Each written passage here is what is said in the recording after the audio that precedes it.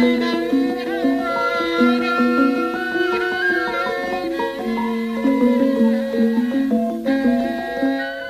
malam, sugeng dalu sedulur-sedulur semua. Jumpa lagi dengan Surya KKS Channel.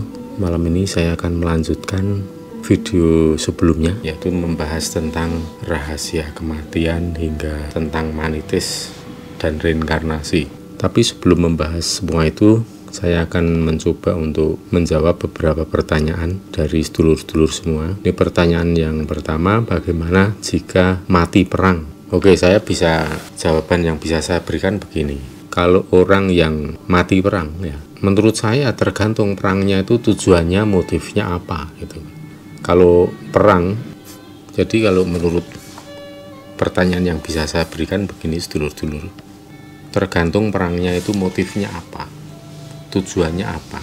Kalau tujuan perang itu untuk invasi, untuk menjajah, untuk menguasai, untuk memonopoli, atau singkat kata perang itu tujuannya untuk menindas, ya, menindas atas kemerdekaan orang lain atau bangsa lain, jelas itu penganiayaan.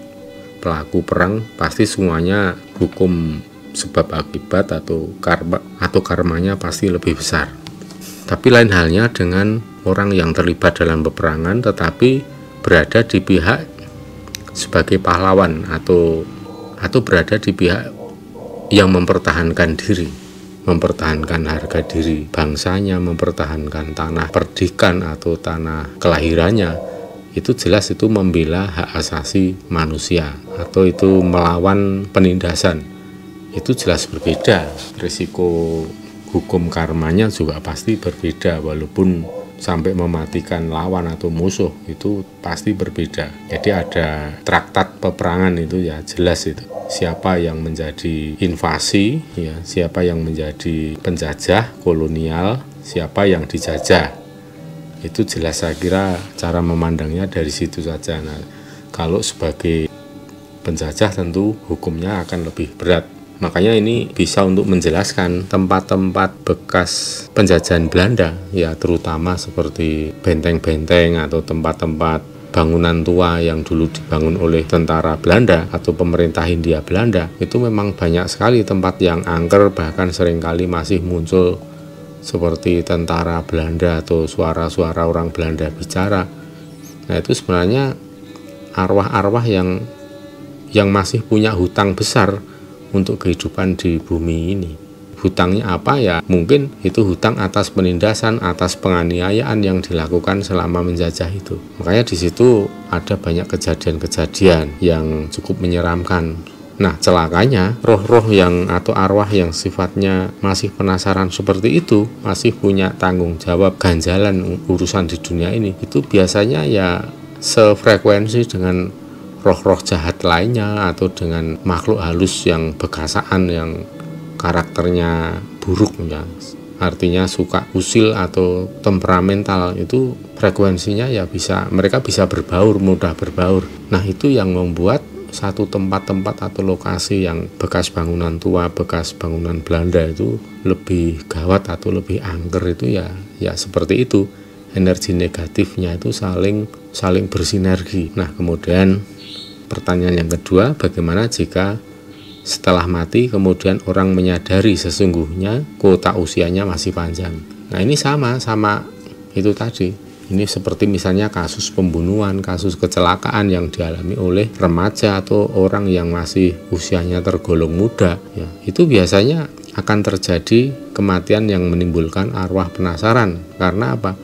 Karena orang begitu mati itu ya nantinya akan menyadari ternyata jatah atau kuota usianya itu sebenarnya masih panjang, tapi kemudian terputus di tengah jalan atas kecerobohan atau keteledoran yang dia lakukan sendiri. Nah, lebih menyedihkan lagi kalau itu atas keteledoran atau kecerobohan yang dilakukan oleh orang lain. Misalnya sedang jalan di trotoar kemudian tertabrak orang yang sedang mabuk, ngebut dan lain-lain. Nah, itu biasanya walaupun menjadi arwah penasaran, tapi sifatnya itu tidak lama, jadi lebih mudah untuk disempurnakan, lebih mudah untuk ditolong oleh para leluhurnya untuk meninggalkan, betul-betul mengikhlaskan kehidupan di dunia ini sehingga tidak penasaran lagi, tidak berat untuk meninggalkan dimensi planet bumi ini. Makanya di dalam tradisi Jawa itu kan kalau kita berpapasan dengan mobil jenazah atau orang yang sedang ada kematian, biasanya kalimat yang kita ucapkan itu tali wangke sampar wangke lepaso parane jembaro kubure ojo parang tumuleh terus nolakumu sing ninggal selamat sing ditinggal selamat. Tali wangke sampar wangke itu ya artinya ya semua yang menghalangi, semua yang menjadi aral, termasuk urusan duniawi yang masih berat untuk ditinggalkan ya. Kemudian terus nolakumu, jadi ada semacam doa untuk melanjutkan. Sudah tinggalkan saja dunia ini, urusan-urusan yang masih ada, yang masih tersisa akan kami teruskan. Kami bertanggung jawab untuk membereskan urusan-urusan yang masih belum selesai, kan urusannya begitu. Terus lepaso parane jembaro kubure itu artinya lepas itu luas, tanpa aral, jadi tanpa beban. Lepaso parane jembaro kubure, jadi lepas paran itu tempat tujuan atau tempat yang dituju itu luas, jalannya gampang untuk mencapai, yaitu dimensi keabadian. Itu sama dikiaskan sebagai jembar kubure, jadi lepaso parane jembaro kubure. Ojo parang tumuleh, maksudnya nggak usah tolah-toleh, yang ikhlas, jangan suka menoleh ke belakang atau mengingat urusan dan pekerjaan yang belum beres di dimensi bumi ini. Terus nolakumu, silahkan melanjutkan perjalanan dengan ikhlas, sing ninggal selamat, sing ditinggal selamat. Jadi semua yang roh arwah yang sedang melakukan perjalanan meninggalkan dimensi bumi ini selamat sampai tujuan, keluarga yang ditinggalkan pun sama mendapatkan keselamatan. Jadi itu doa secara Jawa. Nanti kalau ingin teksnya nanti silahkan dicek di bawah video ini. Pertanyaan ketiga, bagaimana dengan orang yang mati menjelang impian besarnya terwujud? Nah, ini pertanyaan yang cermat ini sebenarnya. Ini sedulur yang tanya ini sebenarnya sedikit banyak sudah banyak paham tentang rahasia hidup setelah kematian ya. Ini saya jawab tergantung sebab matinya apa. Ini ada sesuatu yang mungkin perlu dicatat oleh sedulur-sedulur. Ini biasanya kan ada anak muda atau anak-anak muda yang menjelang nikah ya.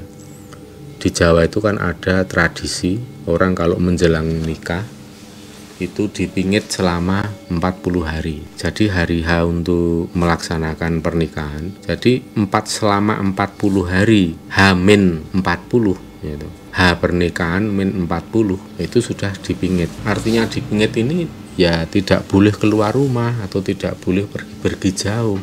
Kalau orang yang tidak paham itu kan dituduhnya gugon Tuhan, percaya sesuatu yang nggak ada efeknya. Ya percaya sajalah dengan Gusti Allah gitu, nggak usah percaya dengan yang kayak gitu-gitu. Ya betul, percaya dengan Gusti Allah itu ya sudah nggak usah dibilang, nggak usah diulang-ulang, nggak usah diceritakan, semua orang sudah paham soal itu. Tapi kini ada urusan yang manusia itu bisa selamat atau tidak itu kan juga karena pilihan, karena ada segala sesuatu mara bahaya itu ada yang harus dihindari. Kita tidak cukup dengan doa, nggak cukup hanya dengan mengandalkan harapan kepada Tuhan yang menyelamatkan. Enak aja, itu terlalu manja menurut saya, seperti itu. Ya kalau mau selamat ya kita harus berusaha gitu kan. Ya coba Anda berdoa saja tapi tidak memperhatikan keselamatan lingkungan Anda, tempat yang bahaya, jalan raya banyak mobil-mobil, sepeda motor yang kenceng. Anda cukup baca doa, baca basmalah atau niat ingsun, kemudian nyebrang tanpa menoleh, tanpa memperhatikan kanan kiri. Ya risiko tertabraknya besar. Padahal Anda ya pasti yakin keselamatan itu dari Tuhan. Jadi itu tidak usah diperpanjang, itu sebenarnya pelajaran yang terlalu elementary itu. Jadi untuk yang sudah dewasa atau apalagi yang sudah tua-tua itu, yang seperti itu tidak usah dibahas, anggap saja itu harus menjadi pelajaran yang sudah selesai gitu kan. Nah, ini kembali yang saya sampaikan tadi, kenapa dipingit selama 40 hari. Karena begini penjelasannya.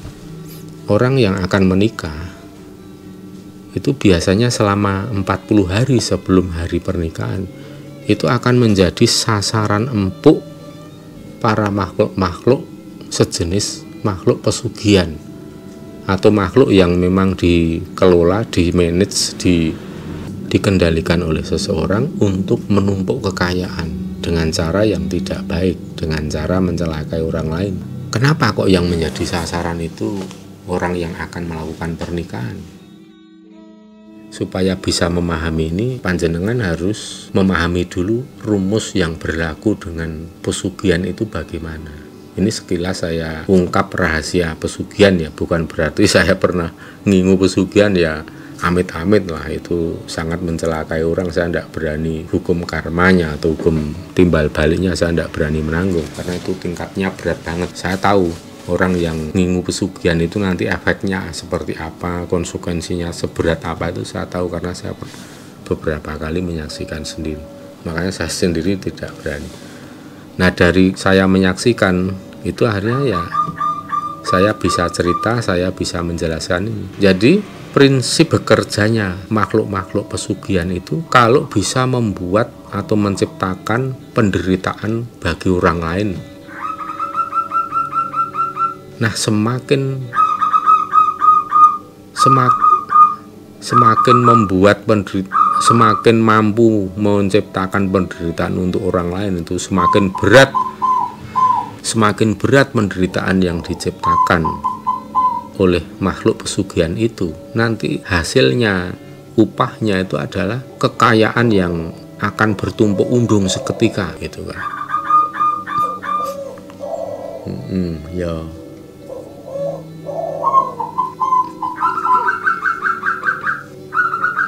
Jadi misalnya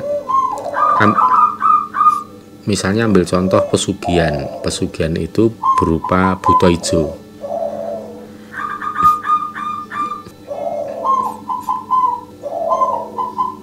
Nah, buto ijo akan bisa lebih banyak mengambil harta benda atau kekayaan untuk majikannya, orang yang mengendalikan atau orang yang memelihara buto ijo. Itu kalau si buto ijo itu mencelakai orang lain atau membuat penderitaan orang lain. Semakin orang lain itu dibuat semakin menderita, itu efek untuk pesugihan atau kekayaan itu makin besar. Nah, sekarang orang yang paling dibuat menderita itu kan kalau orang yang sedang akan bahagia kemudian dibikin sengsara atau digagalkan, apalagi dengan cara mematikan orang yang hendak melewati saat-saat bahagia. Nah, itu kan penderitaan yang luar biasa, dan itulah yang memang dicari oleh makhluk pesugihan itu. Makin membuat orang lain menderita, makin besar kemampuan untuk menghasilkan harta kekayaan. Makanya kalau ada kecelakaan tragis yang melibatkan banyak orang itu, nggak heran kalau di situ ternyata ada anak muda yang sedang akan menikah atau anak muda yang rencana melaksanakan pernikahan, bahkan laki perempuan di situ, pasangan itu memang sudah rencana ingin menikah dalam waktu dekat, ternyata terjadi kecelakaan. Kalau saya tidak heran ada peristiwa seperti itu, karena memang diincar di mana-mana, itu diincar, terutama saat melewati tempat-tempat atau jalan yang memang di situ ditaruh makhluk pesugihan itu. Kalau yang menjadi korban atau sasaran itu orang yang sudah usianya sudah lanjut, itu ya efek untuk menimbulkan harta benda itu ya lebih kecil, lebih minim. Yang paling bagus itu ya itu yang orang sedang akan melewati bahagia.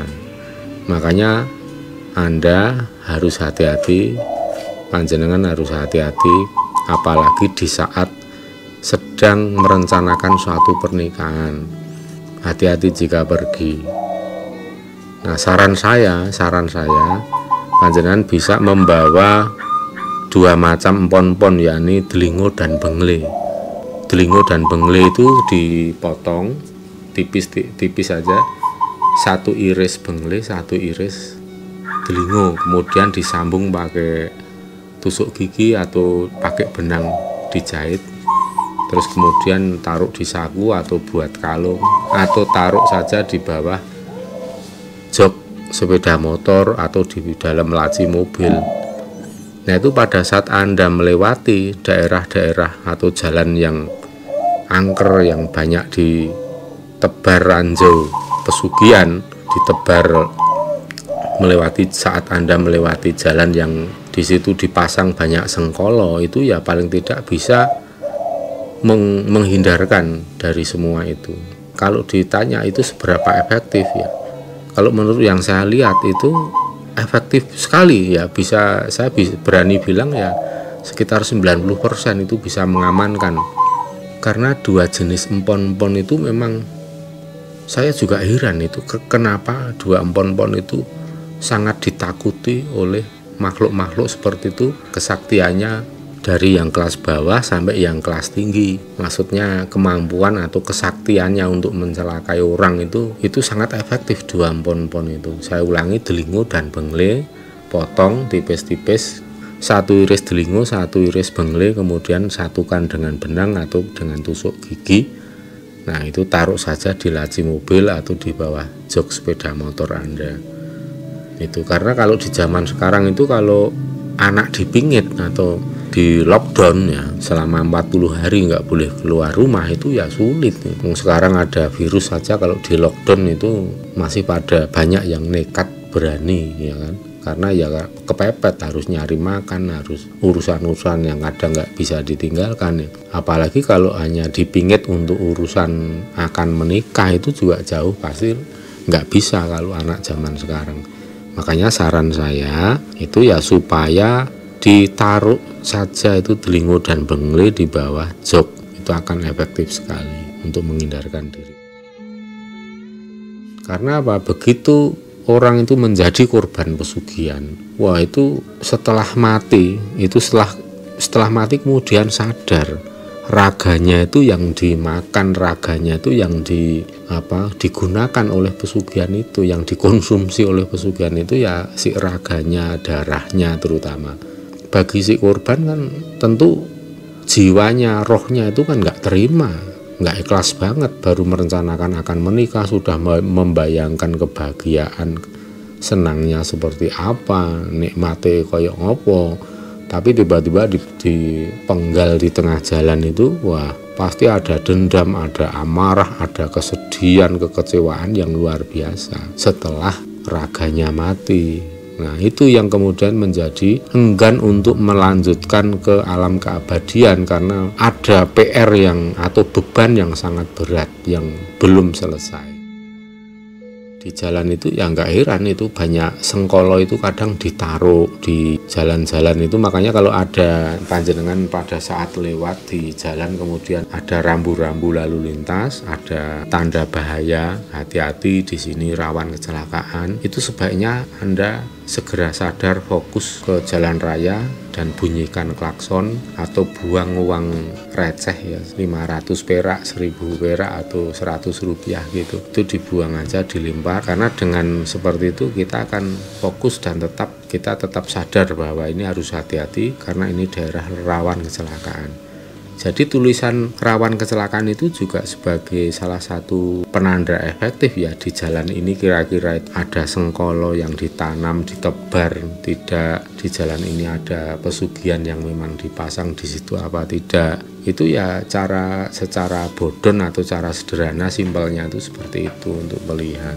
Karena kan kadang kita melewati jalan yang sepertinya itu aman ya, tapi ada sesuatu yang aneh itu.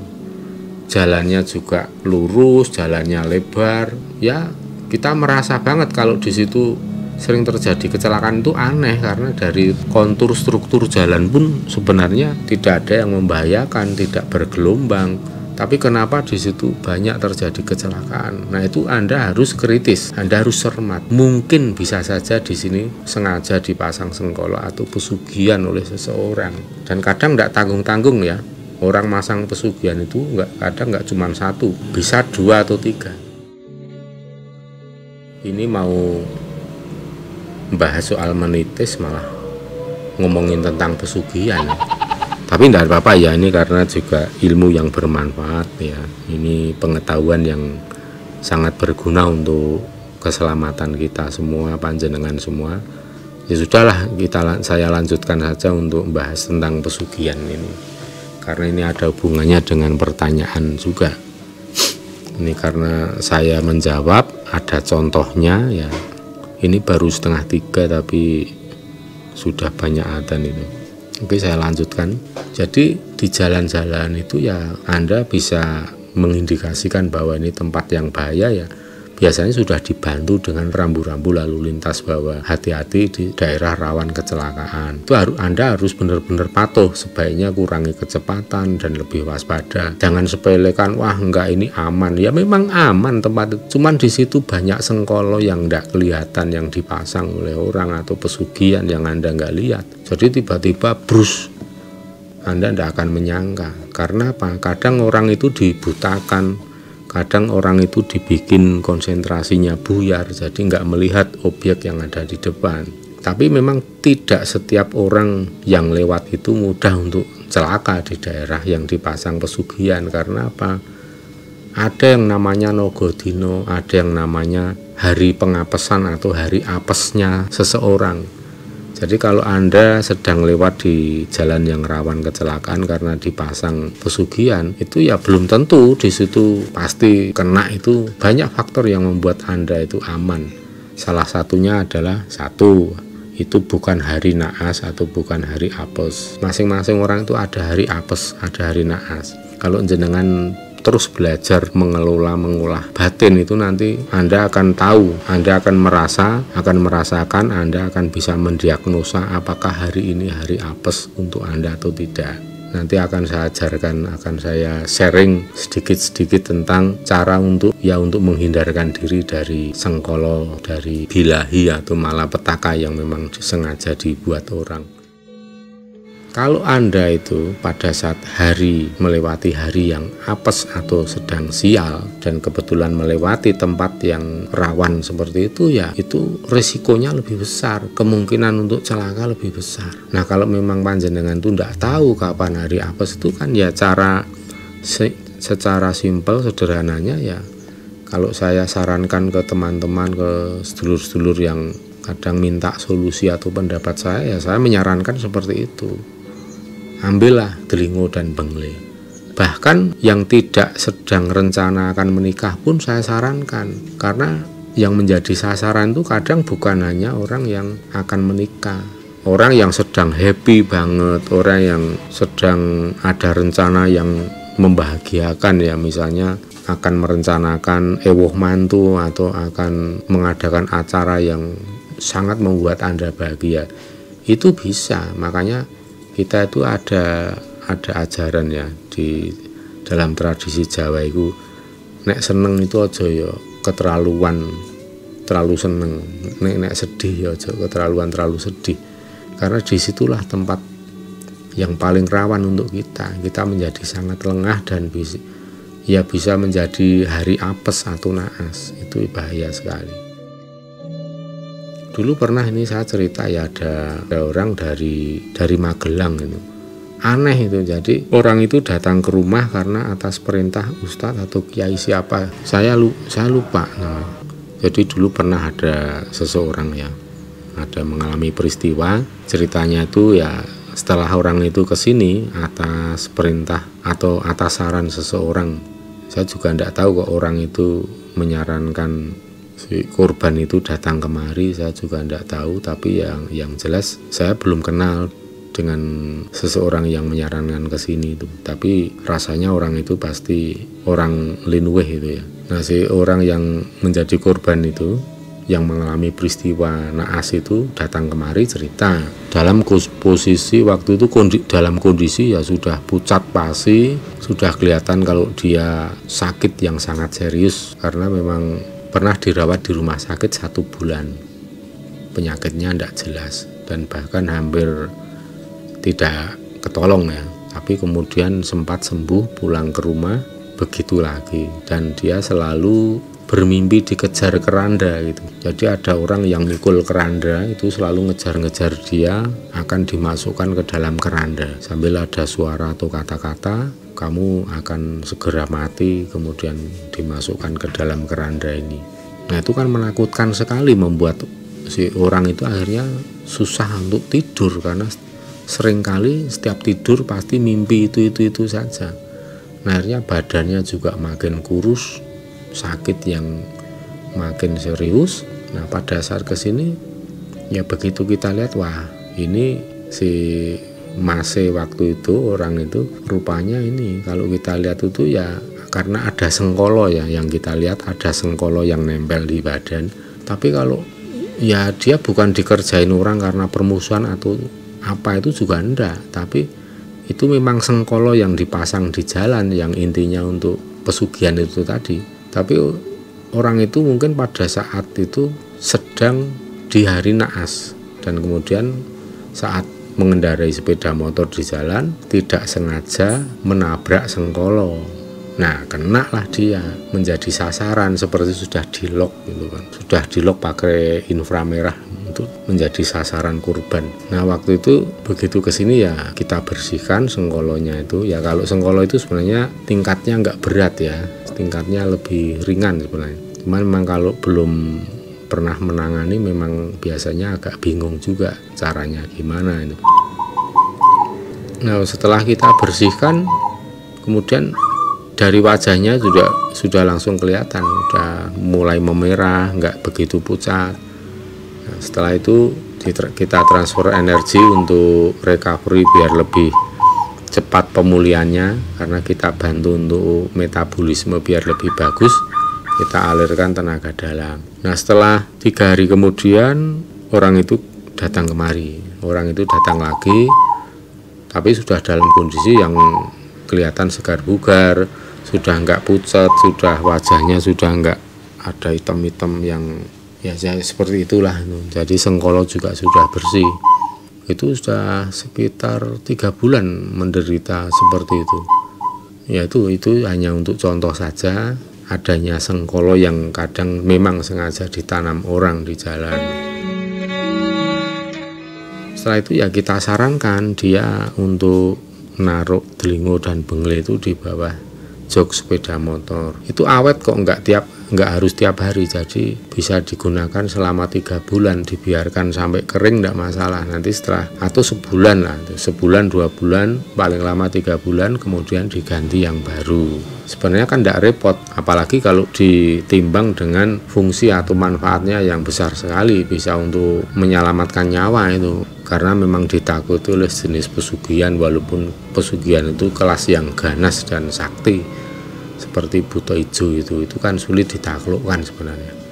Tapi dengan delingo bengle itu ya mental. Ini kemudian bagaimana cara menyempurnakan arwah penasaran. Ini karena saya orang Jawa, ilmu yang saya kuasai atau yang pernah saya alami dan lakukan sendiri itu ya untuk menyempurnakan arwah itu ya sesuai dengan tradisi Jawa yang saya bisa, itu dengan membuat tumpeng pungkur. Tumpeng pungkur itu hanya tumpeng kecil aja, nggak usah banyak karena tidak untuk dimakan. Jadi tumpeng yang kecil aja, kira-kira segini bisa cukup. Kemudian dibelah jadi 2, kemudian diputer, jadi saling mungkur atau saling adu punggung. Nanti ada telurnya 1, telurnya juga dipotong jadi 2, disigar jadi 2 gini, kemudian juga dibalik, jadi saling adu punggung. Kemudian untuk sayur-sayur ya seperti kangkung, bayam dan lain itu dipotong saja, jangan panjang. Kalau panjang kan kalau nggak dipotong yang dibiarkan panjang itu untuk bancaan weton. Tapi kalau untuk tumpeng pungkur dipotong-potong. Udah gitu saja, terus ada bumbunya ya seperti bumbu kudangan itu ya. Jadi seperti aja udah cukup. Kemudian sebutkan nama yang dituju. Itu biasanya pakai nama orang yang kita usahakan tadi, sedang kita tumpengi pungkur itu, kita sebut namanya dan nanti terus kita jawab atau artinya kita berikan password seperti itu tadi yang saya tulis tadi, seperti yang saya contohkan di depan tadi. Tali wangke sampar wangke, tali wangke sampar wangke, lepaso parane, tali wangke sampar wangke, terus nolakumu aja barang tumuleh, lepaso parane jembaro kubure, sing ninggal slamet, sing ditinggal selamat. Udah begitu, sebutkan jabang bayi ini, misalnya jabang bayinya si A si B, sebut saja. Terus kemudian tumpeng baru dipotong, disigar, dibalik. Oh ya, kemudian ditambah lagi kalimat seperti ini. Setelah membaca itu kemudian dilanjutkan, ikhlaskan semua PR, semua urusan yang ada di dunia ini,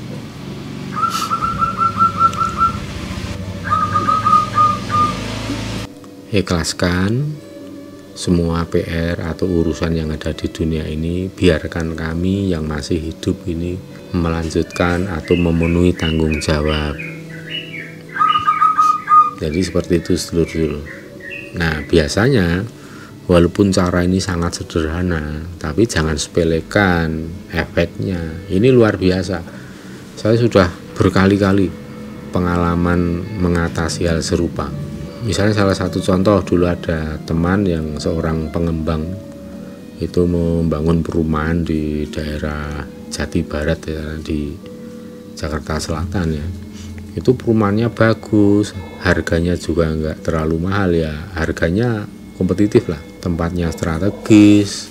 Tapi sampai 6 bulan lebih belum laku, satu unit rumah pun belum laku. Akhirnya minta kita datang ke sana, ya kita lihat ternyata di situ memang ada, padahal hanya satu ini ya, tanah yang masih terbuka, yang masih luas, belum dibangun satu unit rumah. Yang lain kan sudah banyak, tanah itu yang lain sudah banyak dibangun rumah-rumah, tapi ada yang untuk taman itu di situ. Tapi memang nanti rencananya juga akan dibangun rumah di situ. Nah di situ kita baru melihat ternyata ada sosok laki-laki yang sudah sepuh, artinya sudah tua, dulu meninggalnya juga sudah tua, tapi dikubur di tanah yang masih kosong, rencana mau dibangun. Jadi ada laki-laki tua itu, jadi bapak-bapak itu kemudian menyampaikan kalau raganya itu dikubur di situ. Dia tunjukkan sendiri di mana tempat dia dikubur. Ya memang nggak ada bekas, nggak ada batu nisan, nggak ada apapun di situ, nggak ada batu nisan, nggak ada apa-apa. Ya mana ada yang tahu gitu. Jadi pengembang pun, teman saya yang pengembang itu juga nggak akan tahu kalau di situ kuburan. Wong saya pun kalau melihat biasa begini nggak akan tahu kalau itu ternyata kuburan, ada satu kuburan gitu. Kalau tidak dikasih tahu atau ditunjukkan si orang yang dikubur itu sendiri di situ. Nah setelah itu ya kita bikinkan tumpeng pungkur dengan cara sederhana ini tadi. Tidak lama, nggak nyampe seminggu kemudian mulai laku satu unit. Nah pada waktu sebulan ke depan akhirnya ya beberapa unit yang terjual, dan akhirnya habis, nggak nyampe setahun seluruh unit habis. Nah ada lagi yang ada lagi yang bikin kos-kosan di sekitar Deplu, di sana masih di Jakarta Selatan juga. Deplu yang nyambung ke Bintaro sektor 9 itu. Nah situ bangun kos-kosan atau indekos sudah dibangun, tetapi orang yang kos di situ tuh beberapa kali mengalami kejadian itu. Di situ dirasa sebagai kos-kosan yang angker karena sering ada penampakan. Nah di situ sudah coba untuk mendatangkan dari pesantren mana gitulah, saya tidak tahu, pokoknya intinya sudah bosen lah ke sana kemari, tapi pasti kejadian masih terus berlangsung gitu. Waktu itu teman itu ada ngasih tahu, mbok nanti ke tempat kakak saya, nanti tolong dilihat ini. Oke lah, nanti pas saya pulang kerja gitu kan. Waktu itu saya masih kerja di Jakarta. Pas kita pulang kerja, kita mampir di situ. Nah, baru masuk ke halaman kos-kosan itu, rumah kos-kosan itu sudah ada perempuan yang menyambut. Ya kalau dia menampakkan sosoknya, jadi dia memakai badan halusnya, bukan sukma yang kelihatan, tapi dia badan halus. Jadi yang kelihatan ya yang dulu terakhir mati usia berapa, di situ badan halus kelihatan sekali. Kalau matinya tua 80 ya nanti badan halusnya 80-an juga. Nah waktu itu kalau kita lihat itu badan halusnya itu yang sekitar usia 46 tahun. Dan dia cerita memang dulu ada kasus, dia cerita sebagai korban pembunuhan, tapi sudah terjadi mungkin sudah 40 tahun yang lalu lah. Nah kemudian dikubur di situ. Jadi kan waktu itu kalau kita tanya itu ya kayaknya si ibu-ibu itu orang Betawi kayaknya. Tapi ya tetap kita laksanakan upacara ini, penyempurnaan arwah ini dengan cara membuat tumpeng pungkur. Waktu kita bikinkan tumpeng pungkur, besok malamnya kita bawa ke situ dan kita sajikan dengan cara yang tadi saya sebutkan. Kita ditunjukkan oleh ibu-ibu muda itu ada salah satu kamar yang di bawahnya itulah dia dikubur tuh. Jadi udah ketimbun bangunan dan tidak perlu dibongkar ya, itu tidak perlu dibongkar, tulangnya dipindah tidak perlu, karena yang penting ini orangnya sudah ikhlas. Setelah kita bikinkan tumpeng pungkur ya sudah selesai. Akhirnya dia juga ikhlas, urusan di dunia ini sudah ada yang tahu, sudah ada disampaikan, bahkan yang tidak berkenan kalau kuburannya ditimbun, tapi sudah kita klarifikasi, sudah kita bikinkan tumpeng pungkur, ya sudah, akhirnya sudah aman, tidak ada kejadian apa-apa lagi. Artinya si ibu itu tadi ya sudah melanjutkan perjalanan ke sini. Jadi kadang seperti itu ya, ada sesuatu yang sebenarnya sifatnya solusinya itu sederhana, tetapi karena tidak tahu ya, sampai akhirnya orang itu menghabiskan banyak uang untuk mengatasi masalah itu, belum ada hasilnya ya, karena orang yang mengatasi itu kebetulan caranya yang nggak tepat gitu. Loh kan bisa didoakan mas gitu ya. Ya benar bisa didoakan, tetapi kan untuk efektivitas itu kan, kalau saya lebih percaya desa mawa cara, negara mawa tata. Artinya apa? Setiap masyarakat, setiap wilayah daerah itu punya tradisi dan tata cara yang berbeda dengan daerah lain. Tidak bisa digeneralisir bahwa oh ini caraku di sini akan berlaku untuk warga masyarakat seluruh dunia.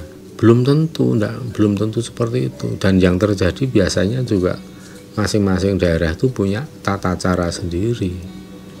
Ya memang ada beberapa hal itu sifatnya universal. Tapi kalau sudah bicara tradisi itu masing-masing budaya, suku, adat, masyarakat itu pasti punya sendiri, punya tradisi yang berbeda-beda. Dan itu kalau diterapkan di wilayah itu ya efektif sekali. Sama ini karena masih di tanah Jawa, di lingkungan Pulau Jawa juga masih bau-bau Nusantara itu ya. Jadi begitu tumpeng pungkur kita laksanakan ya sudah, nggak perlu mengundang puluhan orang untuk doa-doa bareng ya, dengan cara sederhana aja seperti itu.